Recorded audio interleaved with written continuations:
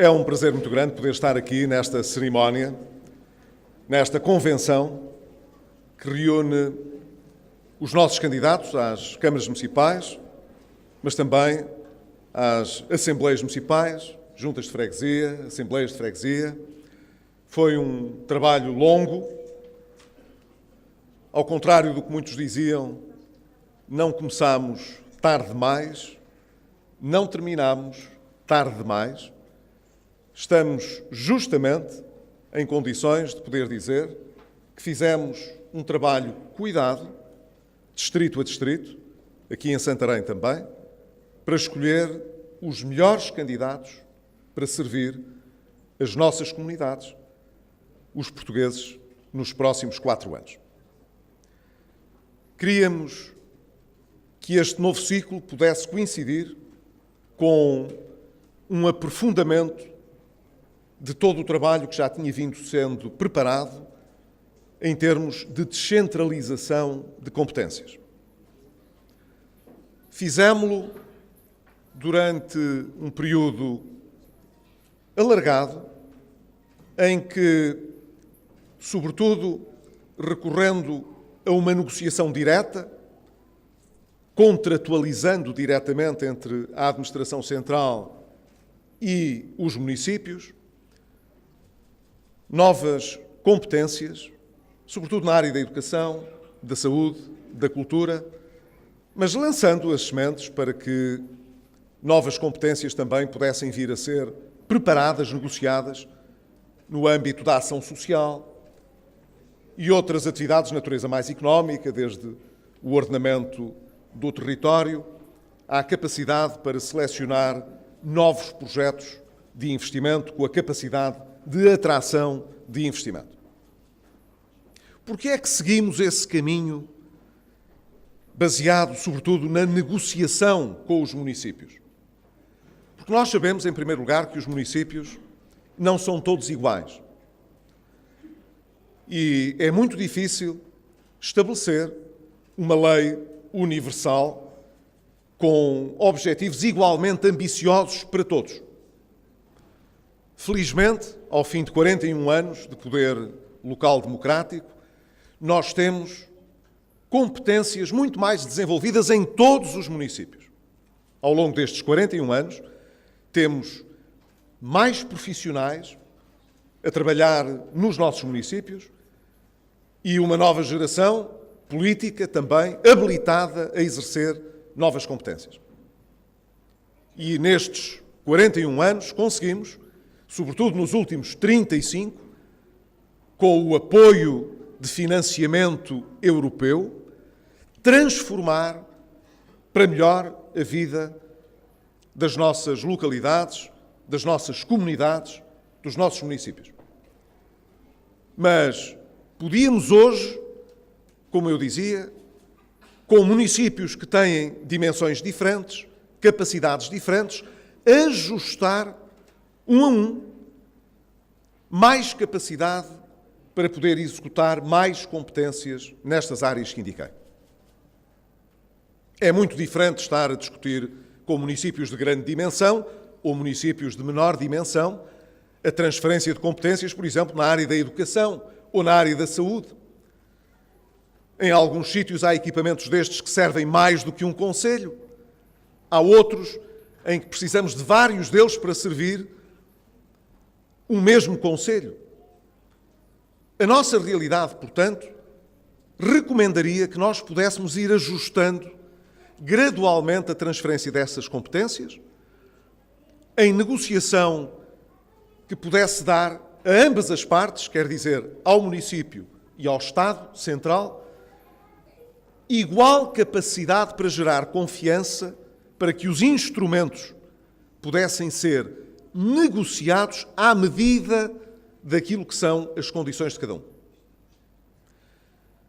Esse trabalho que nós realizámos no passado recente foi desperdiçado, na medida em que o atual governo não quis sequer continuar essa experiência. Não quis sequer avaliá-la. E isso significa que partimos agora para uma discussão sobre a descentralização para os municípios, que não pode beneficiar desse trabalho que já foi feito. Num desrespeito, evidentemente, por aquilo que foi a participação de muitos agentes da sociedade civil e da própria autarquia local envolvida, que poderia hoje ajudar muito o Parlamento a levar mais longe esta discussão sobre como transferir mais competências, atribuições e meios para os pôr em prática às mãos dos municípios. O Governo, durante o último ano, andou a empurrar com a barriga, como de resto faz, relativamente a imensas coisas.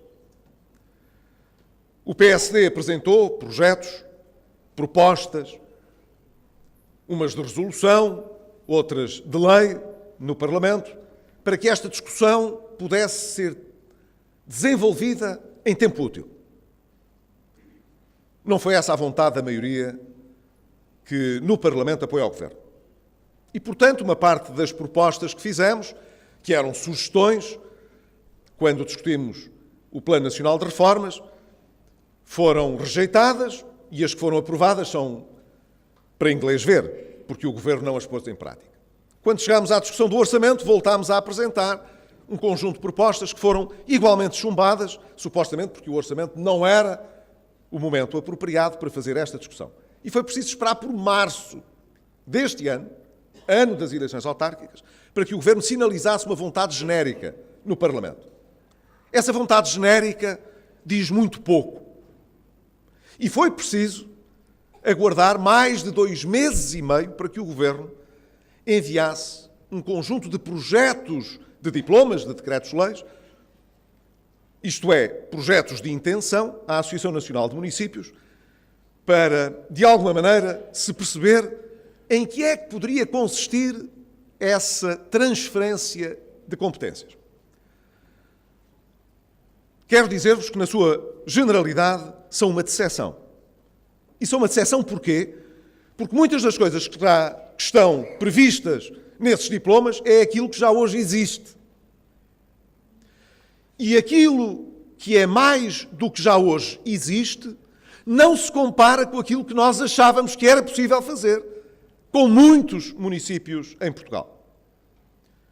O mais que este Governo quer fazer é transferir a responsabilidade de obra e o fornecimento de mão de obra para as escolas ou mesmo para a rede básica de cuidados de saúde.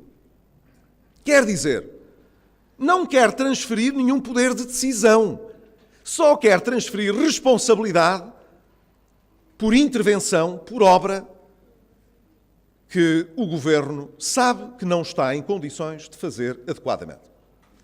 E então empurra isso para os municípios.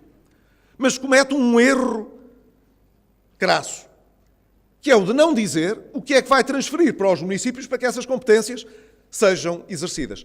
As poucas novas que lhes propõe transferir não têm meios, nem recursos humanos, nem dinheiro. Quer dizer, não só andaram mais de um ano a empurrar com a barriga, como agora que deviam finalizar esta discussão dizendo muito bem, não temos a ambição que tinha o PSD na transferência de competências, mas aquelas que vamos transferir têm estes recursos à disposição. Isso ainda ninguém sabe de onde vem. E, portanto, o Governo coloca-se assim um pouco nesta posição. Os senhores, para já, vão ficar com estas responsabilidades e a gente depois vai ver que meios é que vos dá para que estas responsabilidades possam ser assumidas. E acham que isto é uma conversa séria. É uma pena que estejamos a desperdiçar uma oportunidade tão boa para poder realmente fazer alguma coisa mais profunda no âmbito da descentralização.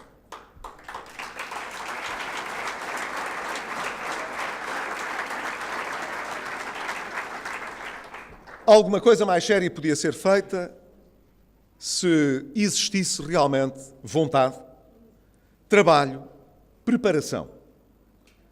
Mas nesta questão da descentralização, que é hoje uma matéria que nos interessa em particular nesta convenção, porque é uma convenção autárquica, não tem um aspecto muito diferente da generalidade das matérias mais sensíveis que o Governo tem conduzido. Tenho dito que nesta, como em muitas outras matérias, o Governo faz de conta. Vai dizendo uma coisa, faz uma conversa, mas depois no resto a gente percebe o que está por trás daquela conversa tem muito pouco que ver com o que se diz. Tivemos exemplos na última semana, nas últimas 2 semanas, muito significativos disto que acabo de dizer. Ainda ontem tive a ocasião de o salientar. É impressionante como, relativamente a uma questão que o Governo considerou prioritária, estava relacionada com o sistema financeiro, com a necessidade de tratar um imenso problema que, segundo o atual Governo, o anterior não tinha lidado e que nos impedia de crescer mais, que era o volume de crédito mal parado na banca. E há mais de um ano que ninguém os cala com esta conversa. E que o Governo anterior não fez nada e que este agora é que vai fazer. E estamos quase à beira de ter uma solução. Há meses e meses e meses que se ouve esta conversa. E a gente pergunta, mas que solução? Nós temos curiosidade em saber. Nós sabemos que o crédito mal parado que está na banca resulta, evidentemente, de compromissos que não podem ser honrados ou que há risco de não serem honrados por parte das empresas. Há alguma coisa, portanto, que respeita à forma como o crédito foi concedido pela banca há muitos anos. Não foi nos últimos 3 ou 4 anos, é há muitos anos. E quando o país entrou em pré-bancarrota, imaginem o que é que aconteceu a muitas empresas em Portugal. E o que aconteceu à banca. Eu nem quero falar nisso para não ter de recuar os anos de má memória.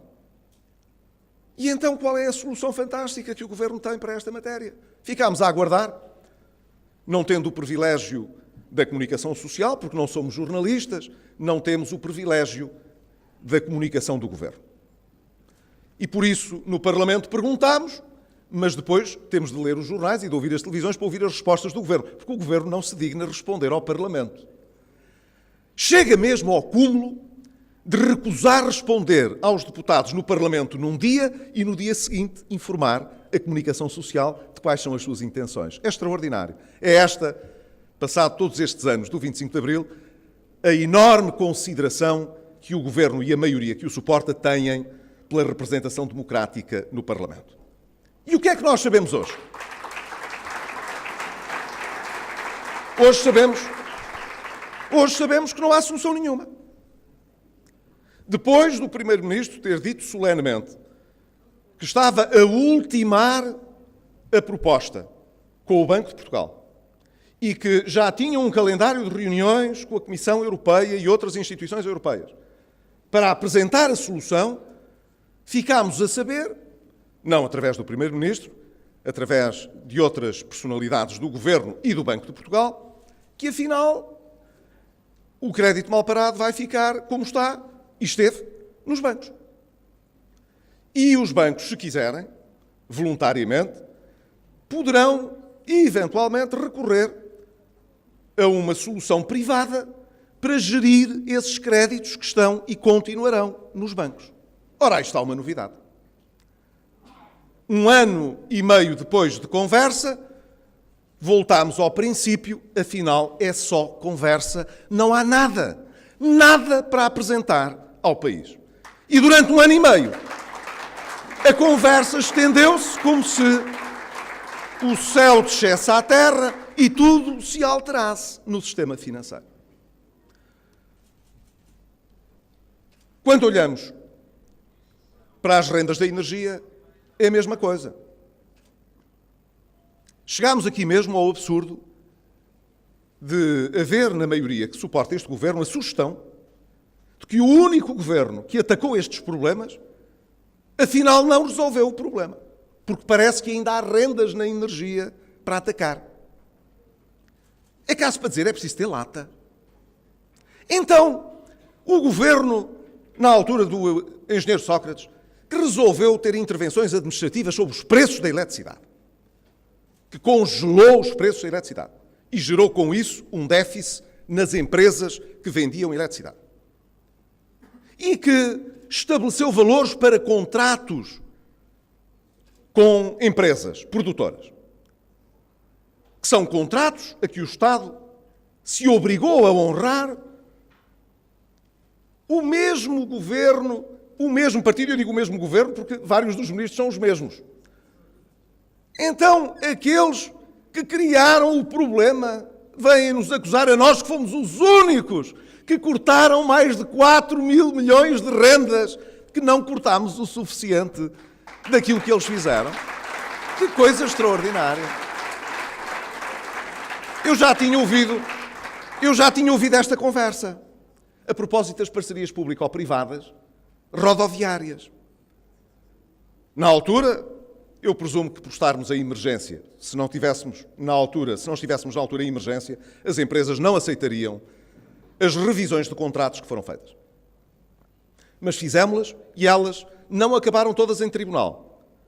Foram aceites e ficaram validadas para o futuro. Poupámos sobre aquilo que tinha sido a decisão do governo anterior mais de 5.500 milhões de euros até ao final de vida desses contratos. E enquanto andávamos a preparar estas soluções, os socialistas perguntavam-nos porque é que não cortávamos mais. Não sei como é que ano e meio depois de estarem no governo, em coerência, não cortaram qualquer coisinha.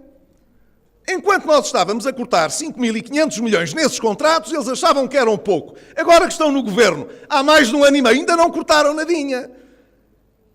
Parece o mesmo nas rendas da energia. Nós fomos os únicos que cortámos. E eles agora descobriram que talvez possam cortar 500 milhões. Nós cortámos mais de 4 mil. E eles ainda só estão a prometer. De resto, prometer é a coisa mais fácil que o Governo vem fazendo, a propósito de tudo e de nada, da vinculação de professores no sistema educativo. Aqui dele requer uma vergonha que nós tínhamos tanta gente a contrato, vinculámos 4 mil. Até hoje, o atual Governo vinculou 1.000. Promete, nos próximos 2 anos, vincular mais 3. Quer dizer que em 4 anos se propõem fazer o que nós fizemos em 2. E mesmo assim, conseguem dizer que nós é que destruímos a escola pública e eles é que defendem os professores. Dá vontade de rir, não dá?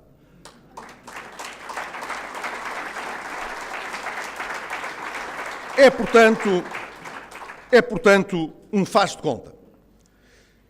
E é um faz de conta que, no fundo, representa a falsa alternativa que este governo vem de ser. É uma falsa alternativa porque naquilo que era importante na denúncia que os socialistas faziam, eles não conseguem fazer outra coisa. Ficaram agarrados, até há pouco tempo, ao valor do déficit e da dívida. Acusavam-nos a nós de termos a obsessão pelo déficit e pela dívida. E hoje não se lhes ouve outra conversa. Podiam, pelo menos, ter sido coerentes com o que disseram. Quer dizer, que podiam devolver rendimentos e, ao mesmo tempo, baixar o IVA da restauração. Lembram-se dessa conversa toda? É possível devolver rendimentos, baixar os impostos e o déficit vai baixar sem outros sacrifícios. Porque nós temos uma política diferente.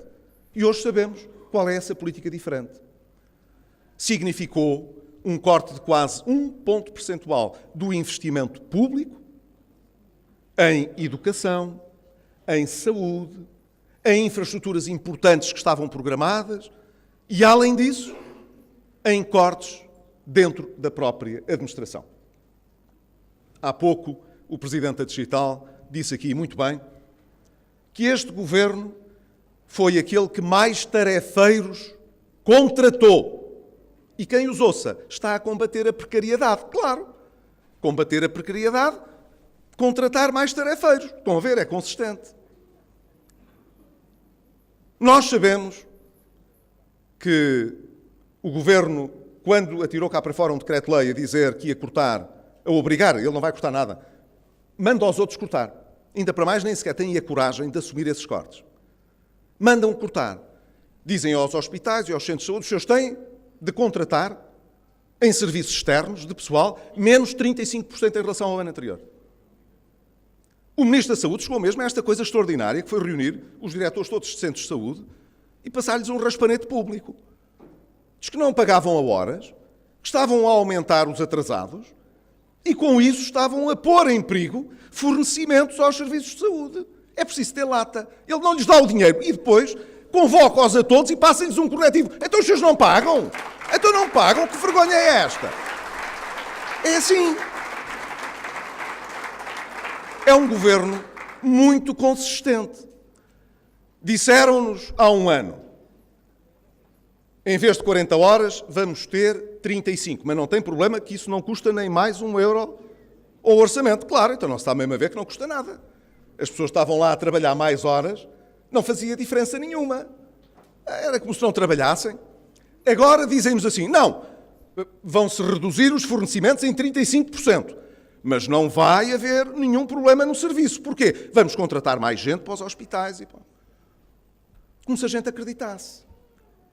Como se a gente acreditasse. Podiam pelo menos dizer, olha, realmente a gente vai cortar onde puder porque não temos dinheiro. Que é o que se passa. É que não têm dinheiro.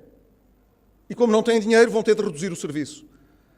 Mas não foi para isso que nós fizemos os sacrifícios que fizemos durante tantos anos. Não foi para gerir o país nos próximos anos como se estivéssemos em emergência financeira, porque nós não estamos em emergência financeira. E não é preciso, fora de um quadro de emergência, atuar desta maneira. Esse problema nós resolvemos no passado. Está resolvido, não vale a pena. Agora é preciso tomar as decisões certas. Não se pode querer ter sol na eira e chuva no nabal. E o Governo fez as suas opções. E agora quer fazer de conta que as opções que fez não têm consequências, mas têm. De cada vez que deputados do PSD visitam hospitais, percebem uma parte do pessoal tem mais dinheiro ao fim do mês de salário, é verdade. Mas o serviço tem menos dinheiro para gastar. E há menos pessoas para prestarem o serviço. E o Governo vai contratando esse serviço a empresas externas a quem não paga, porque os atrasados começam a aumentar. As dívidas voltaram a acumular-se. E esse trabalho é prestado e não é pago. E ao fim de um certo tempo, nem é preciso que o Ministro faça um decreto a dizer que é preciso reduzir. São as empresas que se vão recusar a prestar esse serviço porque não recebem. Porque o Estado não tem dinheiro para lhes pagar. Tinha no tempo da Troika, mas agora não tem.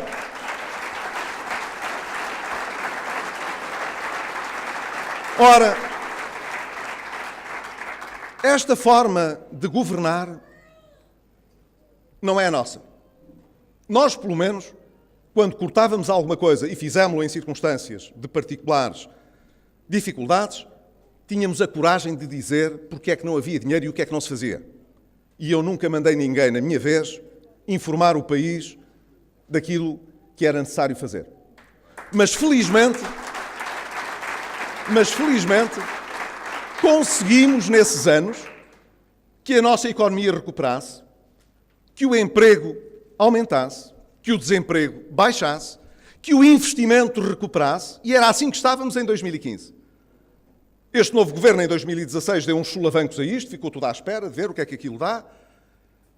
Por isso, houve menos crescimento do que no ano anterior, houve menos investimento, e só à medida que o tempo foi passando e que se percebeu que o Bloco de Esquerda e o Partido Comunista Português afinal estão no bolso do Governo e a contestação que faziam e tudo o que não aceitavam no Governo anterior, agora aceitam e louvam, a troco de muito pouco, mas como tudo isso agora está mais calmo,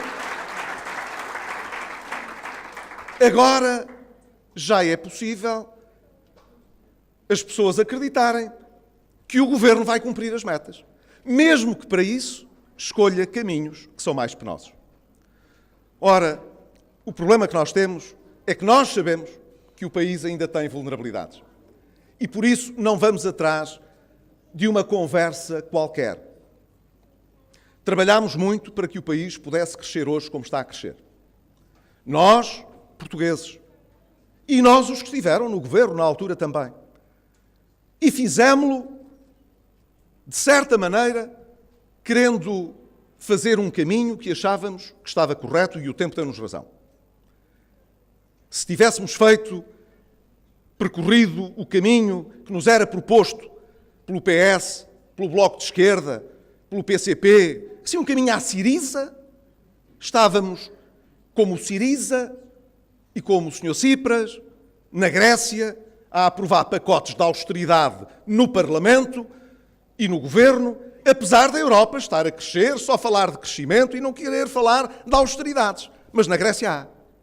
Que pena que não exista uma missão da geringonça a Atenas para explicar àquela gente que têm outras escolhas e que podem fazer de outra maneira, mandar a troika embora, investirem, reporem os salários, apostarem no crescimento. Porquê é que a Grécia não aposta no crescimento? Eles deviam ir lá vender essa teoria para ver se alguém engolia essa conversa fiada. Hoje, felizmente, o país pode crescer porque fizemos o que era preciso. E também porque a Europa está a crescer mais, isso é importante. E porque o turismo tem estado em alta, e isso é muito bom. Agora que percebemos que o país pode mais e ambicionar mais, é preciso voltar a fazer alguma coisa para que isto dure. Para que isto dure. E para durar e ser ainda melhor, temos de fazer ainda mais e melhor.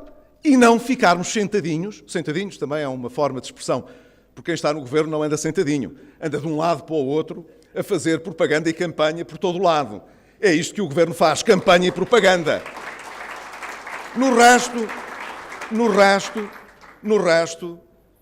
reformas importantes, a olhar para o futuro, nenhuma. Que se conheça, nenhuma. E era isto que eu gostaria muito que não acontecesse. Hoje acontece porque essa foi a vontade do Partido Socialista e foi a ambição do Partido Socialista. A sua ambição não era compatível com uma segunda vaga de reformas importantes que impulsionasse ainda mais a recuperação do país e o nosso crescimento e o emprego. Mas não é por isso que deixaremos de dizer que o país precisa desse caminho. E insistimos, portanto, que esse caminho deve ser feito se queremos realmente fazer melhor, ir mais longe e, como outros que foram bem-sucedidos, fazer porque se trabalhe mais e melhor, que a nossa produtividade aumente, que mais do que é exportado deixe valor nas nossas terras, nas nossas comunidades, nas nossas gentes. Quem não se esforça para ir mais longe, não chega lá. Pode viver de heranças, mas as heranças, como toda a gente sabe, acabam, esgotam-se, não duram a vida inteira, sobretudo quando olhamos para a vida de um país. Se um país realmente, com a dívida que nós temos, que é muita, quer pagar o que deve e investir no futuro, ainda temos muito que fazer. Muito que fazer. E eu gostava de ouvir o Governo dizer uma coisinha pouca que fosse sobre o muito que temos de fazer, se queremos realmente ser ambiciosos, se queremos realmente, como eu quero, que o nosso país possa ser um país mais progressista, mais justo, com mais valor e com mais emprego. É isso que todos queremos, não é? Mas como sempre acontece na política, de boas vontades, não é bem esta a expressão, mas poderia ser aproximada. Boas vontades são muito bem-vindas, mas não chegam. Manifestar desejos pode ser útil se as nossas ações depois tiverem alguma coisa a ver com os desejos que formulamos. Quer dizer, os discursos e as palavras que neles empregamos têm de ter um sentido, senão são retórica. Se não tiverem um sentido substantivo na nossa ação, são mera propaganda.